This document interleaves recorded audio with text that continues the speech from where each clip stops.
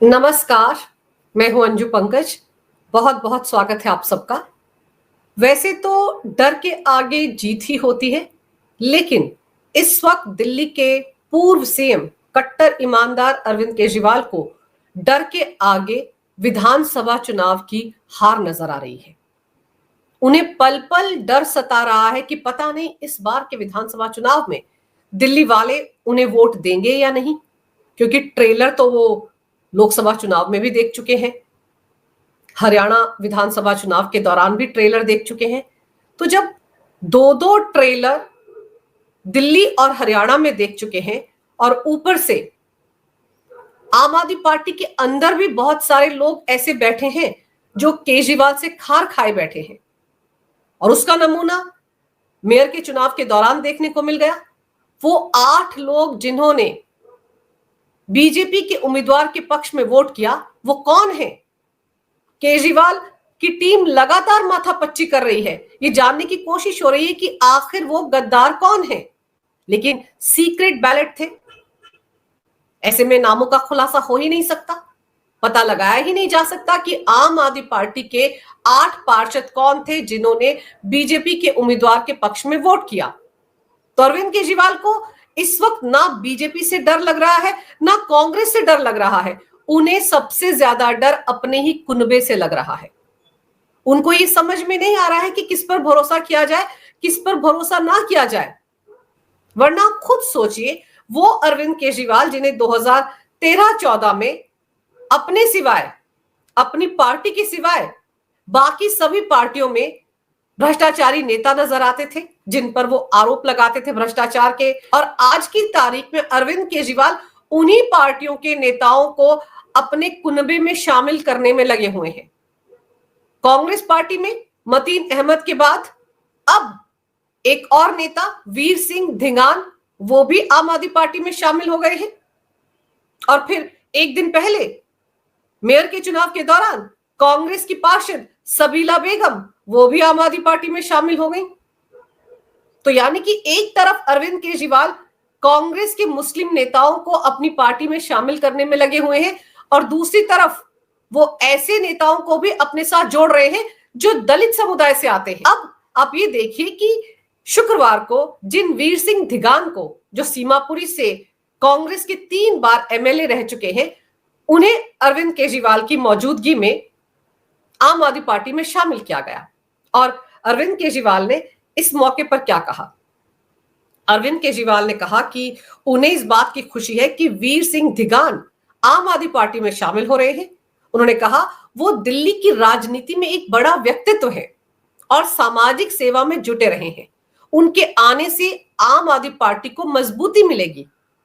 आप अरविंद केजरीवाल की इन बातों को गौर से सुनिए, क्योंकि अभी मैं आपको इसी वीडियो में बताऊंगी कि ये जो वीर सिंह धिगान है, इनके साथ अरविंद केजरीवाल के 2004 से लेकर 2024 तक, जब तक कि वो आम आदमी पार्टी में शामिल नहीं हो गए थे, तब तक उनके बारे में आम आदमी पार्टी के क्या विचार थे। तो अब अरविंद केजरीवाल कह रहे हैं कि उनके आने से आम आदमी पार्टी को मजबूती मिलेगी। अच्छा, अभी तक तो अरविंद केजरीवाल कह रहे थे कि उनके ही चेहरे पर दिल्ली विधानसभा का चुनाव लड़ा जाएगा। 70 की 70 सीटों पर लोग ये मानकर चलें कि हर सीट पर कोई और उम्मीदवार मैदान में नहीं है, बल्कि अरविंद केजरीवाल मैदान में है।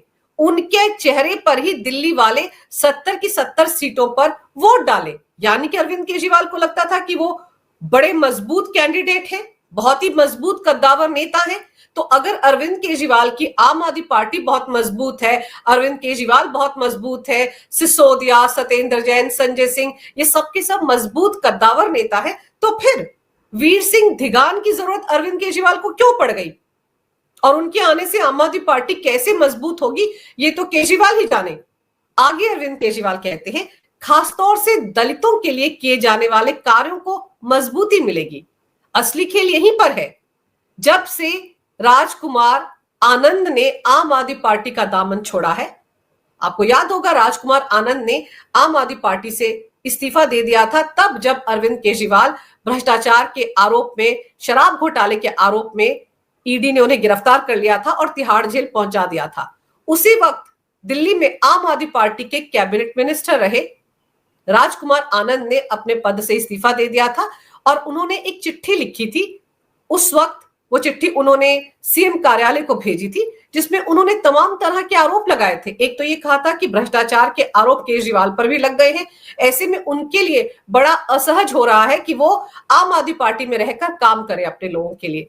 उन्होंने ये कहा था कि आम आदमी पार्टी का जन्म भ्रष्टाचार के खिलाफ आंदोलन से हुआ है, लेकिन अब आम आदमी पार्टी सरकार के मुख्यमंत्री यानी कि अरविंद केजरीवाल, दो पूर्व मंत्री सत्येंद्र जैन और मनीष सिसोदिया जेल में हैं। सरकार पर भ्रष्टाचार के गंभीर आरोप लगे हैं। ऐसे में मंत्री पद पर रहकर इस सरकार में काम करना उनके लिए आसान नहीं है। और साथ ही साथ उन्होंने ये कहा कि आम आदमी पार्टी सरकार दलित आरक्षण और बाबा साहेब के विचारों की विरोधी है।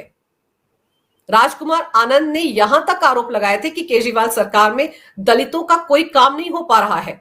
वो लगातार दलितों के हितों से जुड़े मुद्दों को लेकर केजरीवाल के पास जाते थे, लेकिन दलितों का काम करने में केजरीवाल की रुचि नहीं थी। दिल्ली सरकार में दलित कल्याण फंड में भी घोटाला किया है आम आदमी पार्टी सरकार ने। इसीलिए उन्होंने केजरीवाल सरकार के मंत्री पद से इस्तीफा दे दिया था और यह भी आरोप लगाया था कि दलितों के नाम पर दिल्ली और पंजाब में सरकार बनाने के बावजूद अरविंद केजरीवाल ने एक भी दलित को राज्यसभा में सांसद नहीं बनाया। ये आरोप लगाकर उन्होंने आम आदमी पार्टी से किनारा कर लिया था और आज की तारीख में वो बीजेपी में है। अब वीर सिंह धिगान को पार्टी में शामिल करने की सबसे बड़ी वजह यह थी कि दलित नेता इनके पास कोई नहीं है। राजकुमार आनंद ने जो आरोप लगाए थे उसके बाद तो वैसे ही आम आदमी पार्टी को दलित विरोधी कहा जा रहा था, तो इसलिए अरविंद केजरीवाल हाथ पांव मार रहे थे कि कोई ना कोई बड़ा दलित नेता उनकी पार्टी में आ जाए। और ऐसे में वीर सिंह धिगान से बेहतर कोई हो नहीं सकता था, क्योंकि ये सीमापुरी में 3 बार के विधायक रह चुके हैं, एक बड़ा दलित चेहरा है कांग्रेस पार्टी में, इसलिए उन्हें अपने पाले में लाने की जी जान कोशिश कर रहे थे अरविंद केजरीवाल, और उस कोशिश में वो कामयाब भी हो गए। अरविंद केजरीवाल ने आगे कहा कि आज अच्छे अच्छे लोग आम आदमी पार्टी में काम की वजह से जुड़ रहे हैं। बीजेपी और कांग्रेस के नेता आम आदमी पार्टी में आ रहे हैं, जो बताता है कि आने वाले चुनाव में आम आदमी पार्टी अच्छे बहुमत के साथ सरकार बनाने जा रही है। तो सवाल तो फिर यही है कि अगर अरविंद केजरीवाल को इतना भरोसा है आम आदमी पार्टी के अच्छे प्रदर्शन का, तो फिर वो दाएं बाएं के नेताओं को अपने कुनबे में शामिल क्यों कर रहे हैं? क्यों उनको कांग्रेस और बीजेपी के नेताओं का सहारा लेना पड़ रहा है? और फिर वीर सिंह धिगान जो है, उन्हें 2020 में भी कांग्रेस ने सीमापुरी विधानसभा से ही टिकट दिया था, लेकिन वहां पर वो आम आदमी पार्टी के राजेंद्र पाल गौतम से हार गए थे। और पिछले दिनों राजेंद्र पाल गौतम आम आदमी पार्टी छोड़कर कांग्रेस में शामिल हो गए, और अब जब कांग्रेस के नेता वीर सिंह धिगान को आम आदमी पार्टी ने अपने कुनबे में शामिल कर लिया है, तो माना जा रहा है कि आम आदमी पार्टी ने कांग्रेस के साथ हिसाब बराबर कर लिया है। हालांकि वीर सिंह धिगान ने यह कहा कि वो किसी भी लालसा के बिना आम आदमी पार्टी में शामिल हो रहे हैं, क्योंकि उन्होंने अरविंद केजरीवाल को उन दिनों में भी दलितों के लिए, पिछड़ों के लिए, गरीबों के लिए काम करते देखा है जब वो एनजीओ चलाया करते थे, और उनके कामों से प्रभावित होकर ही वो आम आदमी पार्टी में शामिल हो रहे हैं। और पार्टी को मजबूत करने के लिए वो बेहतर ढंग से अरविंद केजरीवाल के साथ कंधे से कंधा मिलाकर काम करेंगे। तो एक तरफ अरविंद केजरीवाल बहुत खुश हो रहे थे कि उन्होंने एक बड़े ही दिग्गज दलित नेता को आम आदमी पार्टी में शामिल कर लिया, लेकिन उनके दावों की हवा उनकी पार्टी की राज्यसभा सांसद स्वाति मालीवाल ने तुरंत निकाल दी। स्वाति मालीवाल ने एक तस्वीर शेयर करते हुए ये ट्वीट किया। उन्होंने लिखा, हम लोगों ने राशन माफिया के खिलाफ लड़ाई 2 दशक पहले सीमापुरी विधानसभा से ही शुरू की थी। जिस वीर सिंह धिगान को आज अपने साथ बिठाया है अरविंद केजरीवाल ने, 2004 से 2011 के बीच हमने उसके खिलाफ अनगिनत आंदोलन और धरने दिए थे, क्योंकि क्षेत्र की जनता वीर सिंह धिगान से त्रस्त थी। हमारी शेरनी संतोष कोली इस सब के खिलाफ लड़ाई लड़ते लड़ते शहीद हो गई। क्या खोया क्या पाया, ये तंज कसा है स्वाति मालीवाल ने, और एक पल में पूरा का पूरा पिटारा खोलकर रख दिया कि आखिर वीर सिंह धिगान है कौन। वो वीर सिंह धिगान जिन पर राशन माफिया में शामिल होने का आरोप था। सीमापुरी की जनता उनसे त्रस्त थी कि उनको समय पर राशन नहीं मिलता है। उनको मिलने वाला राशन कहीं और सप्लाई किया जाता है। ये सारे आरोप अरविंद केजरीवाल जब एनजीओ बनाकर इस इलाके में काम करते थे, उस वक्त ये सारे आरोप अरविंद केजरीवाल, सिसोदिया और स्वाति मालीवाल और उनके साथ काम करने वाले लोग वीर सिंह धिगान पर लगाते थे। लेकिन आप देखिए पाला कैसे पलटा है कि अब अरविंद केजरीवाल इन्हीं वीर सिंह धिगान की तारीफ के पुल बांध रहे हैं। लेकिन स्वाति मालीवाल ने अरविंद केजरीवाल को याद दिला दिया। अब वीर सिंह धिगान का सीमापुरी इलाके से और संतोष कोहली से क्या रिश्ता है वो भी समझने की जरूरत है। दरअसल ये वही सीमापुरी इलाका है जहां के सुंदर नगरी में आम आदमी पार्टी के गठन के बाद साल 2013 में बिजली और पानी के बिल के मुद्दे को लेकर अरविंद केजरीवाल ने उस वक्त की शीला दीक्षित सरकार के खिलाफ अपना पहला आंदोलन किया था और लंबे समय तक अनशन पर बैठे थे। और फिर केजरीवाल ने राशन माफिया के खिलाफ भी आंदोलन की शुरुआत पूर्वी दिल्ली की सीमा पर बसे इसी सीमापुरी इलाके से की थी। इस इलाके में ज्यादातर निम्न मध्य वर्ग और गरीब लोग रहते हैं। इनकी तकलीफ समझने के लिए केजरीवाल कुछ समय तक यहां पर रहे भी थे। यहीं की एक सामाजिक कार्यकर्ता संतोष कोहली भी उनके आंदोलन का प्रमुख चेहरा थी, जिन पर कई बार अज्ञात लोगों ने हमला भी किया था। सुंदर नगरी वाला अनशन केजरीवाल ने संतोष कोहली के घर पर ही किया था। वो बात अलग है कि 2013 में विधानसभा चुनाव से कुछ समय पहले ही संतोष कोहली की एक सड़क दुर्घटना में मौत हो गई थी और 2013 के विधानसभा चुनाव में आम आदमी पार्टी ने सीमापुरी इलाके से संतोष कोहली के भाई धर्मेंद्र को टिकट दिया था और तब संतोष कोहली के भाई ने इन्हीं वीर सिंह धिगान को चुनाव में हराया था। ये 2013 की बात है। हालांकि साल 2015 और 2020 में आम आदमी पार्टी ने संतोष कोहली के भाई की जगह पर यहां से राजेंद्र पाल गौतम को उम्मीदवार बनाया था और दोनों बार उन्होंने चुनाव जीता और तब भी उन्होंने वीर सिंह धिगान को ही हराया था। और अब यही वीर सिंह धिगान आम आदमी पार्टी में शामिल हो गए हैं। लेकिन समझने वाली बात यह है कि केजरीवाल के शुरुआती आंदोलन हो, राशन माफिया का मामला हो या फिर संतोष कोहली की मौत का मामला हो, इन सभी मुद्दों पर केजरीवाल की टीम ने वीर सिंह धिगान पर उंगली उठाई थी।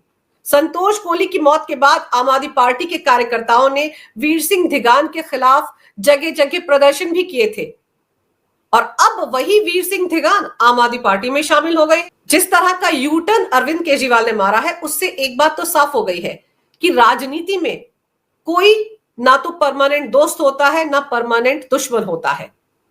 अरविंद केजरीवाल तो व्यवस्था परिवर्तन के नाम पर सत्ता में आए थे। राजनीतिक पार्टी भी उन्होंने इसलिए बनाई थी कि वो तो राजनीति से भ्रष्टाचार को मिटा देंगे, लोकपाल को लेकर आएंगे जिसके दायरे में प्रधानमंत्री भी होंगे और एक अलग तरह की राजनीति वो करेंगे। ना उन्हें बंगला चाहिए था, ना गाड़ी चाहिए थी, ना उनको सुरक्षा चाहिए थी। लेकिन अरविंद केजरीवाल ने राजनीति में आने के बाद ये सब कुछ किया। इससे पता चलता है कि अरविंद केजरीवाल सच में एक राजनेता बन गए हैं। अब वो आम आदमी नहीं है, ना वो आम आदमी के नेता हैं, लेकिन वो कायदे से एक राजनेता बन चुके हैं। और सबसे अहम बात यह है कि अरविंद केजरीवाल जगह जगह पदयात्रा कर रहे थे दिल्ली में। उन्होंने हरियाणा विधानसभा चुनाव के दौरान भी बड़ी रैलियां की, लोकसभा चुनाव के दौरान भी बड़ी रैलियां की। तो इन सब रैलियों को करने के बाद भी अगर वो कांग्रेस पार्टी के मुस्लिम नेताओं को और दलित नेताओं को अपनी पार्टी में शामिल करने में लगे हुए हैं, इससे साफ पता चलता है कि अरविंद केजरीवाल को ग्राउंड पर जाकर हकीकत का एहसास हो चुका है। उन्हें समझ में आ गया है कि इस बार उनकी डगर आसान नहीं रहने वाली है। उन्हें बीजेपी और कांग्रेस से कम अपनों से ज्यादा खतरा है। इसीलिए वो हर तरीके से साम दाम दंड भेद सब कुछ अपनाकर दलित नेता लाकर, मुस्लिम नेता लाकर आम आदमी पार्टी को मजबूत करना चाहते हैं और अपनी जीत को एक तरह से सुनिश्चित करना चाहते हैं। इसीलिए वो ये सब कुछ कर रहे हैं। एक तरफ अरविंद केजरीवाल अभी तक ये पता नहीं लगा पाए हैं कि वो 8 पार्षद कौन थे जिन्होंने बीजेपी को वोट दिया मेयर के चुनाव में, और दूसरी तरफ उनके सामने स्वाति मालीवाल बैठी हुई हैं जो आम आदमी पार्टी की राज्यसभा सांसद है। लेकिन अरविंद केजरीवाल के हर दावे की पोल पट्टी खोलने के लिए वो तैयार बैठी रहती हैं। वो कहते हैं ना, घर का भेदी लंका ढाए, बिल्कुल इसी ढर्रे पर चल रही है स्वाति मालीवाल। और हैरानी की बात यह है कि अरविंद केजरीवाल के साथ साथ आम आदमी पार्टी के किसी भी नेता में इतनी हिम्मत नहीं है कि वो स्वाति मालीवाल के बयानों पर पलटवार करें। उनके ट्वीट पर कोई रिएक्ट भी नहीं करता है। हालांकि उनको ट्रोल जरूर किया जाता है आम आदमी पार्टी की ट्रोल आर्मी की तरफ से। यह सवाल उठाया जाता है कि वो आम आदमी पार्टी क्यों नहीं छोड़ देती। लेकिन स्वाति मालीवाल भी अच्छे तरीके से जानती है कि वो आम आदमी पार्टी के अंदर रहकर जितना नुकसान अरविंद केजरीवाल को पहुंचा सकती हैं, उतना नुकसान वो तब नहीं पहुंचा पाएंगी अगर वो आम आदमी पार्टी को छोड़ देती हैं। तो कायदे से स्वाति मालीवाल अरविंद केजरीवाल की छाती पर बैठकर मूंग दलने का काम कर रही हैं। स्वाति मालीवाल अरविंद केजरीवाल के हर एक राज को जानती हैं।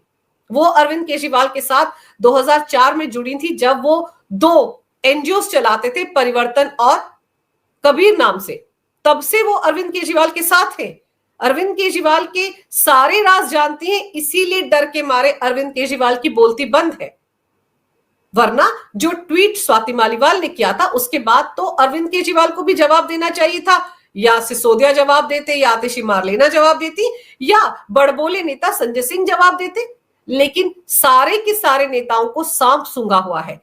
लेकिन हकीकत यह है कि अरविंद केजरीवाल अंदर खाने डरे हुए हैं और इसीलिए विधानसभा चुनाव से पहले वो हर वो काम करना चाहते हैं जिससे कि ये सुनिश्चित किया जा सके कि इन विधानसभा चुनाव में दिल्ली में आम आदमी पार्टी की ही जीत होगी। अगर आपको ये वीडियो अच्छा लगे तो कृपया इसे लाइक करें, शेयर करें। अगर आप पहली बार मेरे चैनल पर आए हैं तो कृपया मेरे चैनल को सब्सक्राइब करना ना भूलें। मेरे चैनल को अपना पूरा समर्थन दें। ये वीडियो देखने के लिए बहुत बहुत धन्यवाद। नमस्कार। भारत माता की जय हो। वंदे मातरम और जय श्री राम।